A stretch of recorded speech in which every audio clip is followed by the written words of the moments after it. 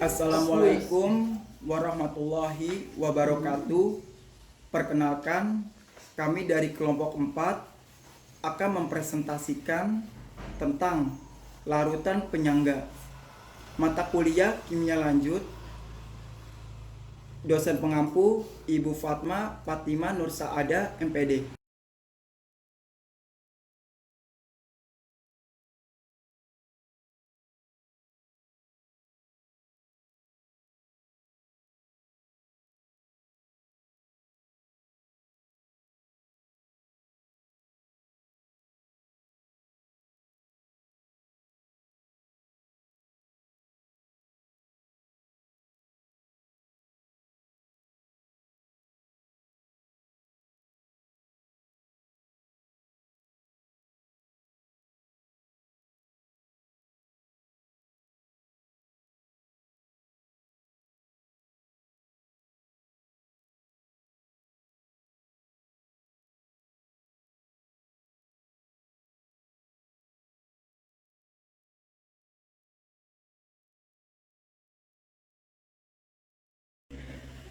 Indikator larutan penyangga.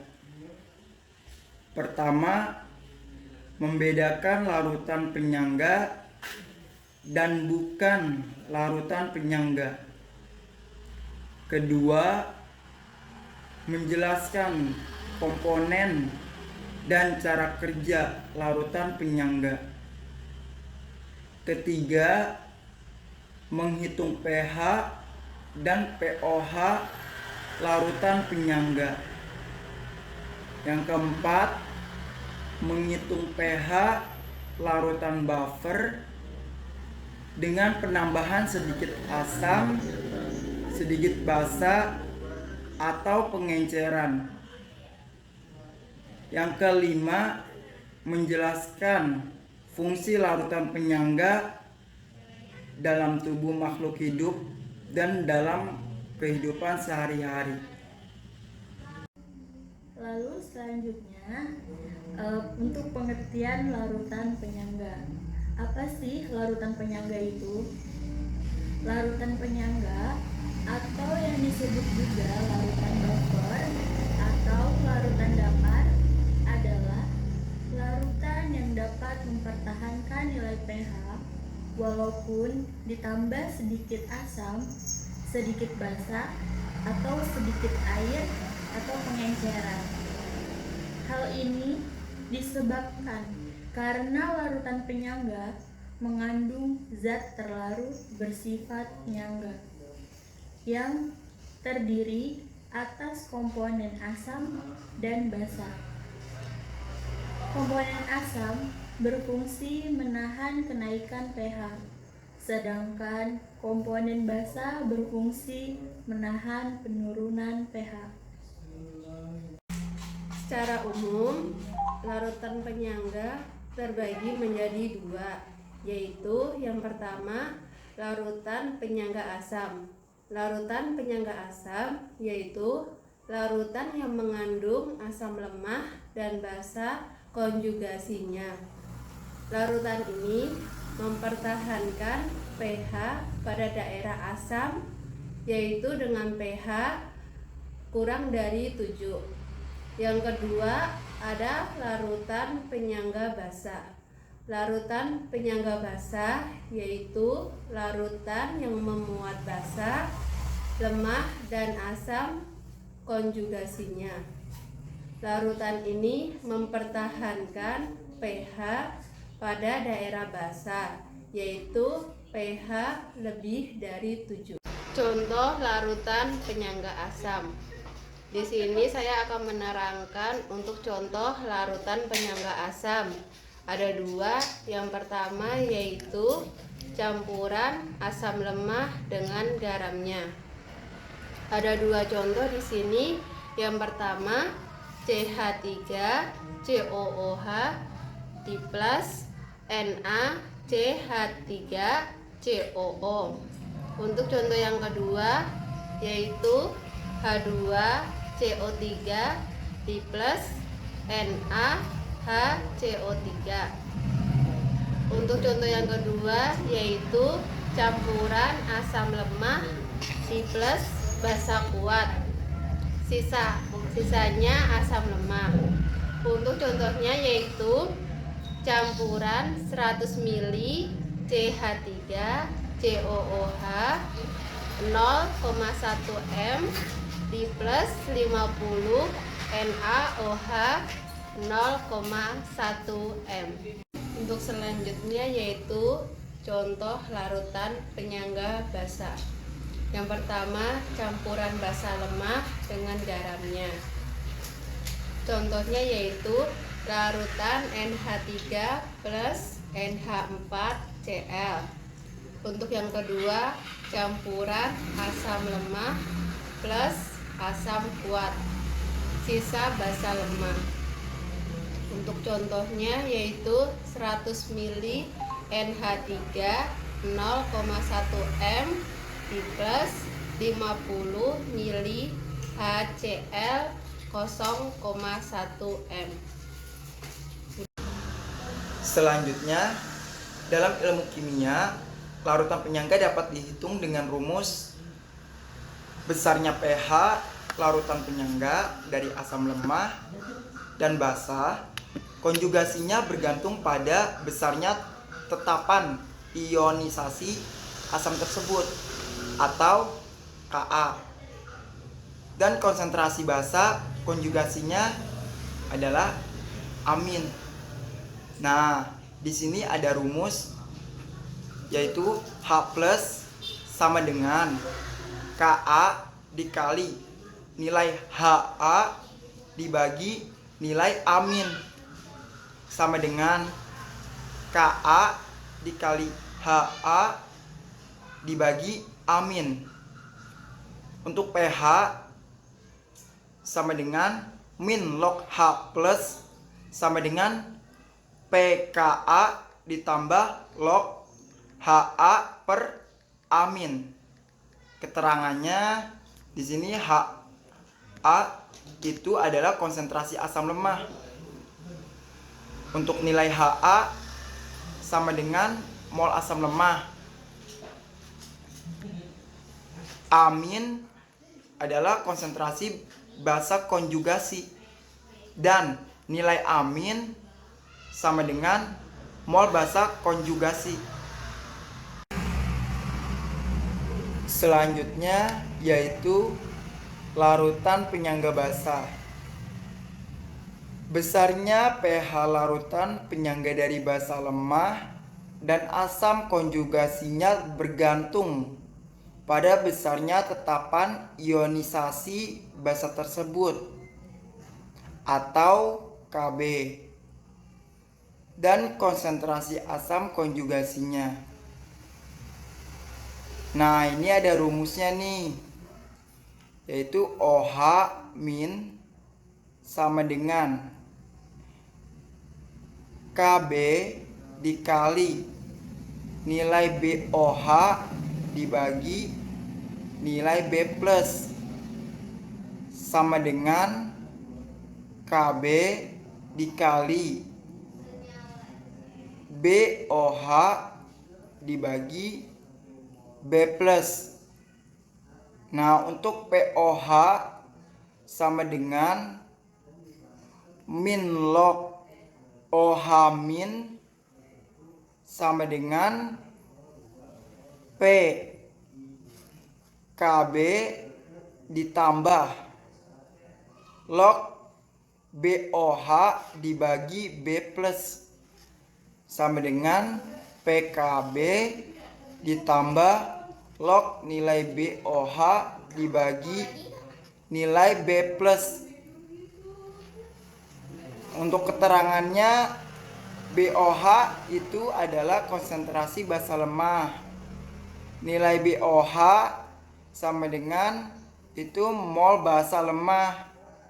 Nah, untuk B+, konsentrasi asam konjugasi. Dan nilai B+ itu adalah mol asam konjugasinya. Nah teman-teman, setelah kita tadi mendengarkan penjelasan tentang pengertian larutan penyangga dan macam-macam larutan penyangga. Sekarang kita masuk dalam contoh soal. Yang pertama yaitu contoh soal larutan penyangga.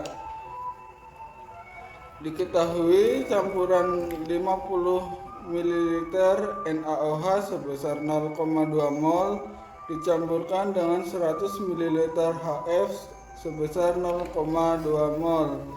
Yang pertama, kita menghitung mol masing-masing dari larutan tersebut dengan cara mol NaOH sama dengan volume dikali mol sama dengan 50 ml dikali 0,2 mol, sehingga menghasilkan 10 milimol NaOH. Kemudian kita menghitung mol dari HF, yaitu sama dengan volume dikali mol sama dengan 100 ml dikali 0,2 mol, sehingga menghasilkan 20 milimol HF.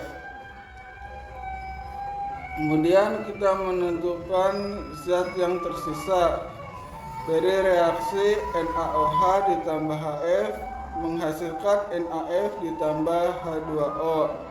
Mula-mula NaOH sebesar 10 milimol ditambah HF sebesar 20 milimol bereaksi sehingga menghasilkan NaOH sebesar 10 milimol ditambah HF sebesar milimol menghasilkan NaF sebesar 10 milimol ditambah H2O sebesar milimol, sehingga tersisa 10 milimol HF menghasilkan 10 milimol NaF ditambah 10 milimol H2O.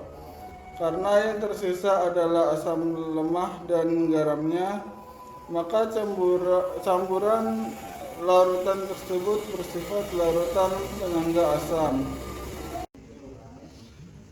Yang kedua, kita masuk pada contoh soal larutan penyangga basa. Diketahui campuran 100 ml HCl sebesar 0,1 mol dicampurkan dengan 50 ml NH4OH sebesar 0,1 mol. Yang pertama, kita menghitung mol dari masing-masing larutan. Mol HCl sama dengan volume dikali mol sama dengan 100 ml dikali 0,1 mol menghasilkan HCl sebesar 10 milimol. Kemudian kita menghitung mol dari NH4OH yaitu dengan mengalihkan volume dan mol sama dengan 50 ml dikali 0,1 mol menghasilkan NH4OH sebesar 5 milimol. Kemudian kita menentukan zat yang tersisa dari reaksi NH4OH ditambah HCl menghasilkan NH4Cl ditambah H2O. Mula-mula NH4OH sebesar 10 milimol ditambah HCl sebesar 5 milimol. Setelah bereaksi menghasilkan NH4OH sebesar 5 milimol ditambah HCl sebesar 5 milimol menghasilkan NH4Cl sebesar 5 milimol ditambah H2O sebesar 5 milimol, sehingga yang tersisa dari reaksi tersebut yaitu NH4OH sebesar 5 milimol menghasilkan NH4Cl sebesar 5 milimol ditambah H2O sebesar 5 milimol. Karena yang tersisa basa lemah dan garamnya, maka larutan tersebut bersifat larutan penyangga basa. Pada slide berikutnya kita akan belajar tentang menghitung pH larutan penyangga. Larutan penyangga dari asam lemah dan basa konjugasinya bisa disebut dengan batar asam. Pada campuran CH3COOH dan NaCH3COO dalam larutan terdapat reaksi sebagai berikut. Yang pertama, CH3COOH menghasilkan CH3CO- ditambah H+. Yang kedua, NaCH3COO menghasilkan CH3CO- ditambah Na+. Dari reaksi tersebut, yang pertama, Ka menghasilkan CH3CO- dikali H+ dibagi CH3COOH. H+ sama dengan Ka dikali CH3COOH dibagi CH3CO- menghasilkan dua jenis larutan, yaitu dari asam lemah dan dari garam. Maka dari larutan penyangga tersebut, H+ sama dengan Ka dikali mol asam dibagi mol garam. Kemudian pH sama dengan min log mol asam dibagi mol garam dikali Ka, sehingga pH sama dengan pKa sama dengan log mol asam dibagi mol garam. Selanjutnya yaitu menghitung pH larutan penyangga. Larutan penyangga dari basa lemah dan asam konjugasinya atau disebut batar basa. Pada campuran larutan NH3 ditambah NH4Cl, dalam larutan terdapat reaksi sebagai berikut. Yang pertama yaitu NH3 ditambah H2O menghasilkan NH4+ aqueous atau larutan plus OH- dalam bentuk aqueous atau larutan. Yang kedua, NH4Cl dalam bentuk aqueous atau larutan menghasilkan NH4+ dalam bentuk aqueous atau larutan ditambah Cl- dalam bentuk aqueous atau larutan. Dari reaksi tersebut, yang pertama, Kb sama dengan NH4+ dikali OH- dibagi NH3, sehingga menghasilkan OH- sama dengan mol per reaksi dibagi koefisien, sehingga menghasilkan dua jenis larutan, yaitu dari asam lemah dan dari garam. Maka OH- sama dengan Kb dikali mol basa dibagi mol garam. Kemudian POH sama dengan min log dikali mol basa dibagi mol garam dikali Kb. Selanjutnya POH sama dengan PKB dikurangi log kali basa dibagi garam.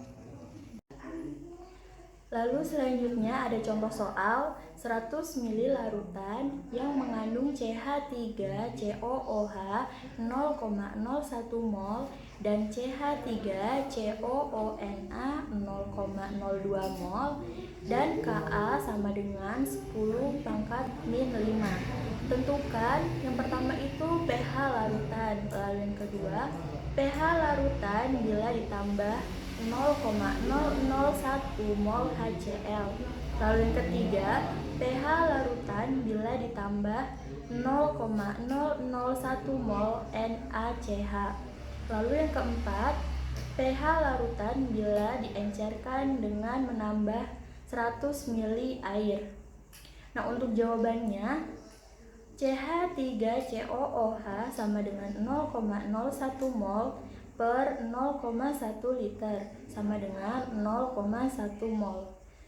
CH3COONa sama dengan 0,02 mol per 0,1 liter sama dengan 0,2 mol. Selanjutnya menghitung H+. sama dengan Ka asam per basa konjugasi sama dengan 10 pangkat min 5 dikali 0,1 mol per 0,2 mol sama dengan 0,5 dikali 10 pangkat min 5. Lalu selanjutnya menghitung pH-nya sama dengan min log 5 dikali 10 pangkat min 6. Nah, untuk 5 dikali 10 pangkat min 6 nya ini dari hasil H plus sama dengan 6 min log 5 sama dengan 6 dikurang 0,69 sama dengan 5,31. Lalu selanjutnya untuk jawaban yang nomor 2 yaitu CH3COOH sama dengan 0,01 mol, CH3COONA sama dengan 0,02 mol. Keduanya ditambahkan dengan 0,001 mol HCl sehingga CH3COONA plus HCl menghasilkan CH3COOH plus NaCl. Mula-mula CH3COONA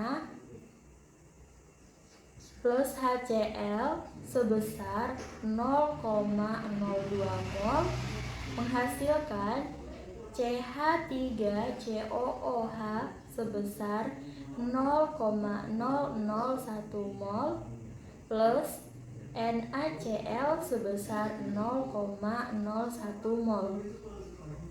Nah, saat reaksi CH3COONA plus HCl sebesar 0,001 mol menghasilkan CH3COOH sebesar 0,001 mol plus NaCl sebesar 0,001 mol.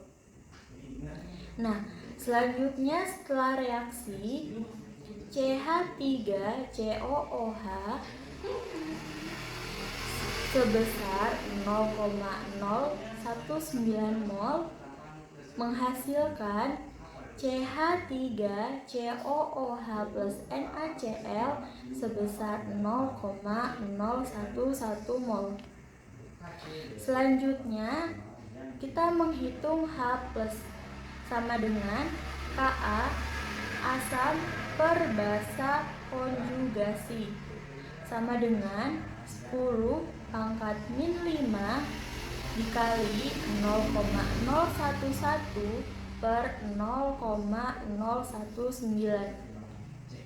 sama dengan 11 per 19 dikali 10 pangkat min 5. Selanjutnya kita menghitung untuk pH-nya sama dengan min log H plus itu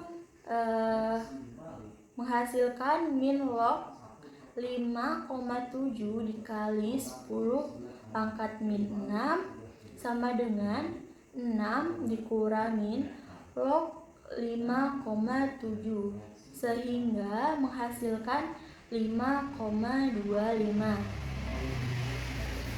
Lalu untuk selanjutnya jawaban untuk soal nomor 3.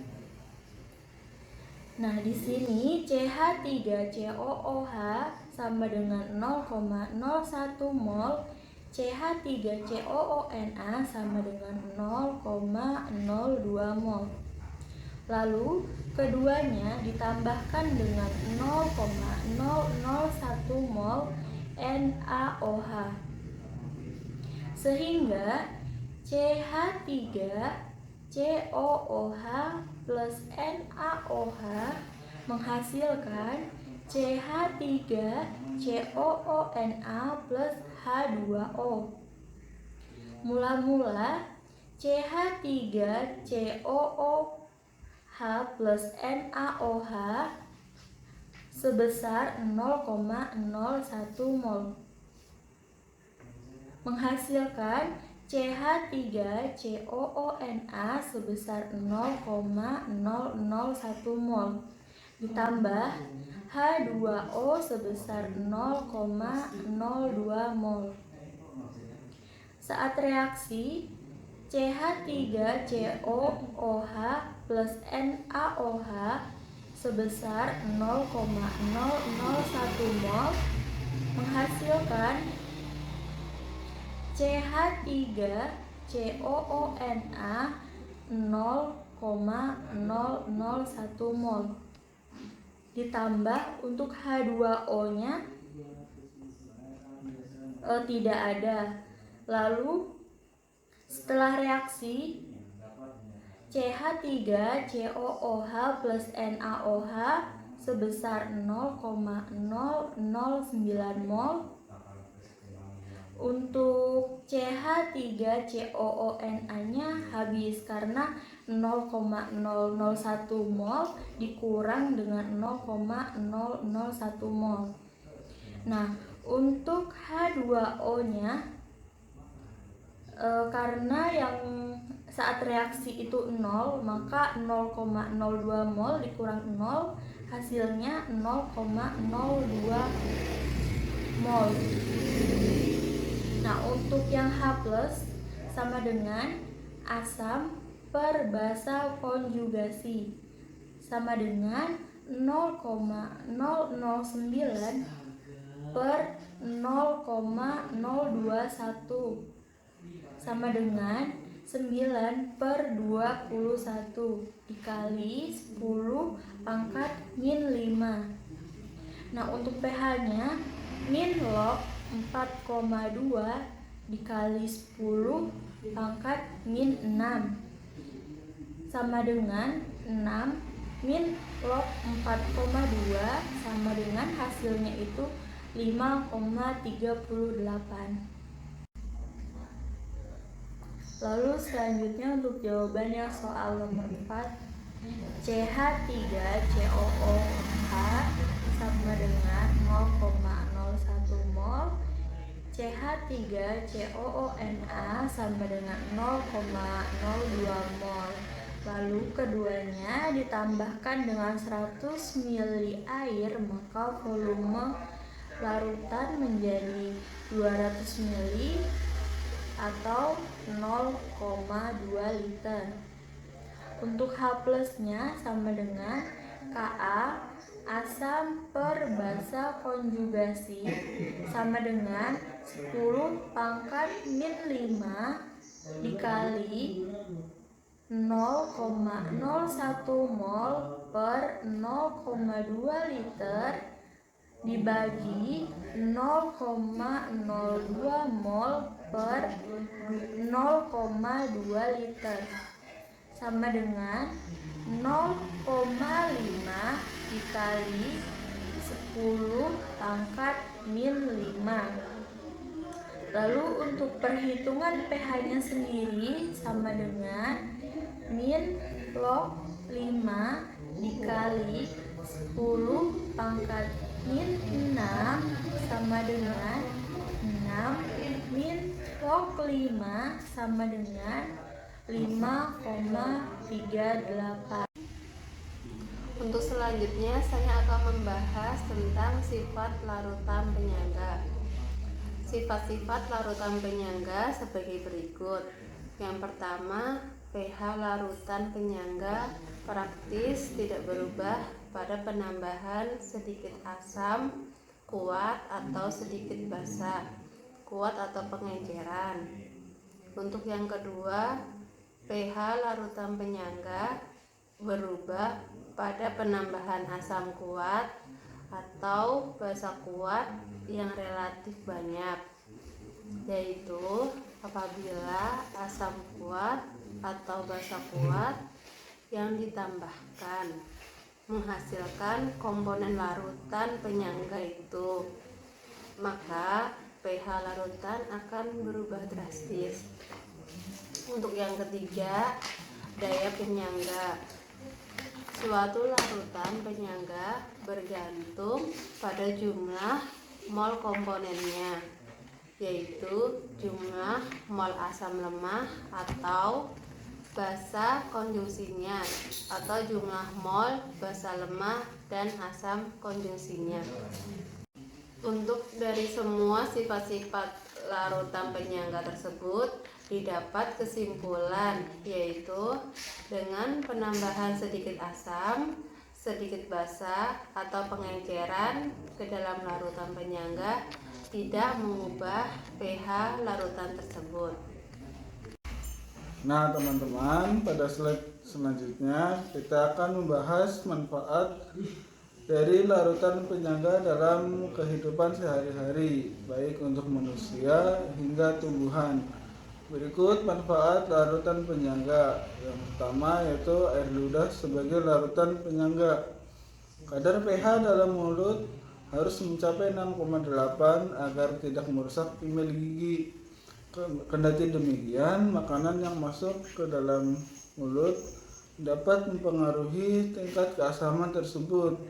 Untuk mempertahankan pH, air lidah akan mengeluarkan larutan penyangga fosfat yang mampu menetralkan asam sisa-sisa dari makanan. Nah, yang kedua, darah sebagai larutan penyangga. Darah manusia memiliki 7,4 pH dalam kondisi normal. pH tersebut tidak boleh turun ataupun naik. pH ini dipertahankan oleh larutan penyangga yang terdapat dalam darah seperti larutan penyangga hemoglobin, larutan penyangga karbonat, dan larutan penyangga fosfat. Dan yang ketiga, menjaga keseimbangan pH tanaman. Tanaman yang dipelihara dengan sistem hidroponik memerlukan kadar pH air tertentu agar dapat tumbuh dan berkembang. Untuk mengatasi hal itu, tanaman perlu ditambah larutan penyangga.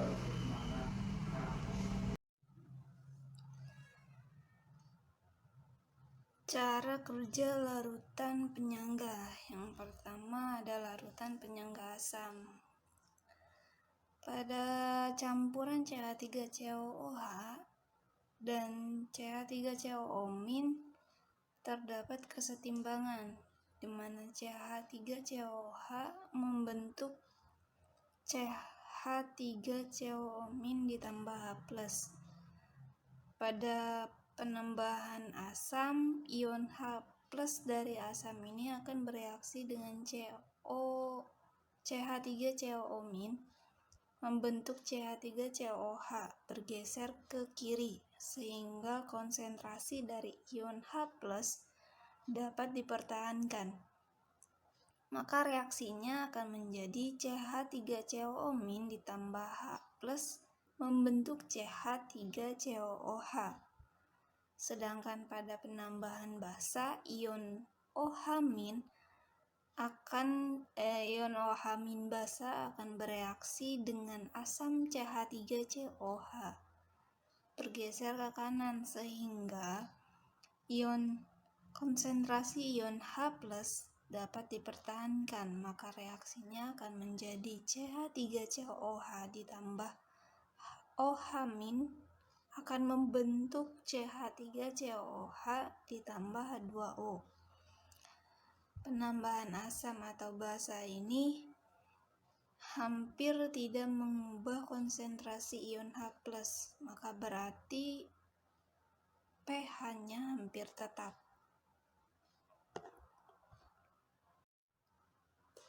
Nah, untuk larutan penyangga basa, campuran NH3 dan NH4+ terdapat kesetimbangan.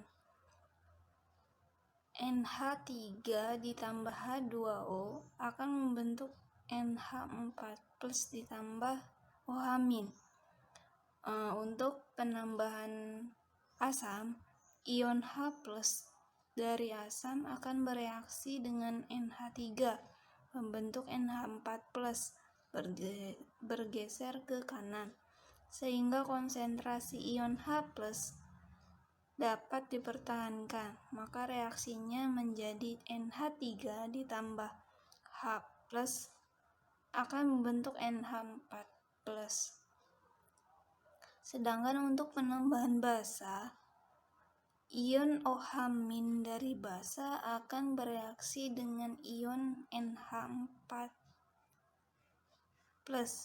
membentuk NH3 bergeser ke kiri, sehingga konsentrasi dari OH- dapat dipertahankan, maka reaksinya menjadi NH4+ ditambah OH- akan membentuk NH3 ditambah H2O. Penambahan asam dan basa hampir tidak mengubah konsentrasi dari OH-, berarti POH-nya tetap. Nah, untuk fungsi larutan penyangga dalam tubuh makhluk hidup dan kehidupan sehari-hari. Sistem larutan penyangga ini banyak diperlukan pada berbagai reaksi, terutama yang memerlukan pH tetap. Misalnya, kerja enzim hanya efektif pada pH tertentu, berarti memerlukan sistem penyangga. Yang kedua, dalam sel tubuh diperlukan sistem penyangga dari pasangan, yaitu H2PO4- dan HPO42-.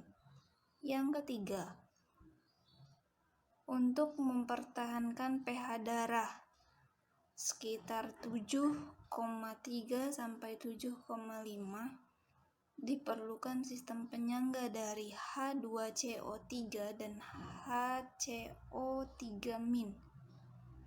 Yang keempat, untuk mempertahankan pH pada biakan murni diperlukan sistem penyangga NaH2PO4 dan Na2HPO4.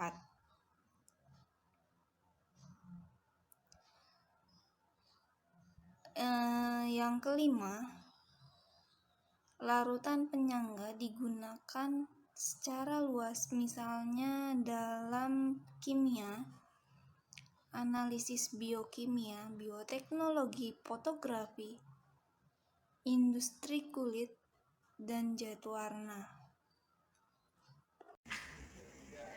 Sekian dari kelompok kami. Kurang lebihnya mohon maaf. Jika ada kekurangan bisa ditanyakan dan ditambahkan. Terima kasih. Wassalamualaikum warahmatullahi wabarakatuh.